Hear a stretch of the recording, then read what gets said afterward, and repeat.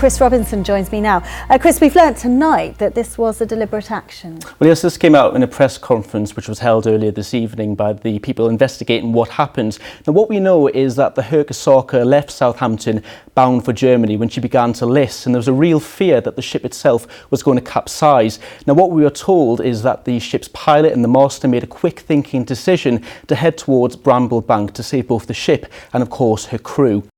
Well, Chris Robinson is live outside the Guildhall for us tonight. And Chris, the campaigners really want to make their point in a rather visual way. Well, that's right, Sally. More than 200 people are here outside the Guildhall in Winchester city centre, where an average property price of a two-bedroom home will cost you between £250,000 and £350,000. But what the demonstrators are protesting against is the lack of affordable homes here in Winchester city centre, and more specifically, the Silver Hill development.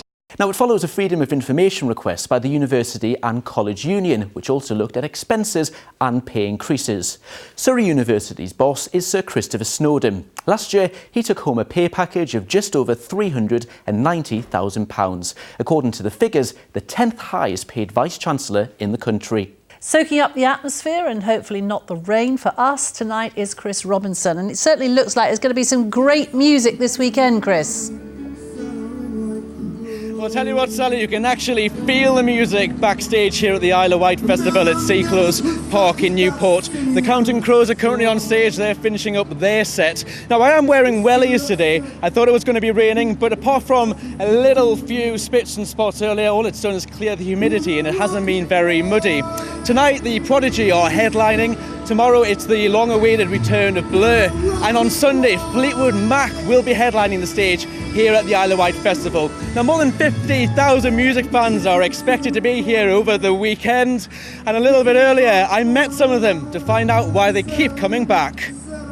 Well, of course, Swanage is very popular with tourists. The tourist season has just begun, although from what we know, the area was fairly quiet at the time. And Dorset Police has thanked all of those who rushed to help after the crash. Now, the area still remains cordoned off tonight while investigations continue.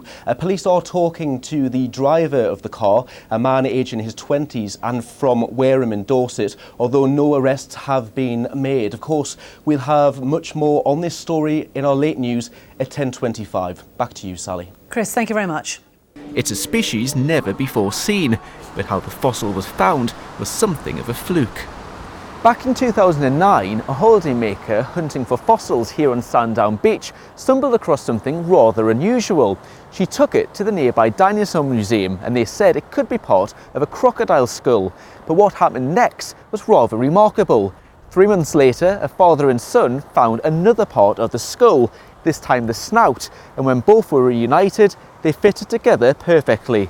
It's got some mixed reactions. Well, of course, it's something we've been following for the past few months, the furious rows, the alleged threats, the claims and the counter-claims. But last night, the residents of Derby Road, the residents of Southampton and, of course, the rest of the UK got their chance to sit and watch Immigration Street. And South Today was invited to watch the programme go out with some of the campaigners against it.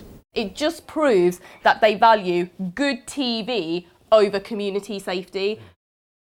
Chris, we've had a lot of reaction to this on our Facebook page as well, haven't we? Yes, that's right. You've been contacting us throughout today and thank you for all of your comments. People like Linda Boyer commented, I thought it was a wasted opportunity. She said the idiotic and prohibitive behaviour of some residents have perhaps made the area out to be far worse. Janice Andrews agrees, saying the residents of Derby Road missed a real opportunity to show how a multiracial street can live in complete harmony. And Mike Davies added, it was just a small minority that wanted to cause trouble. The programme itself showed the community spirit of the area.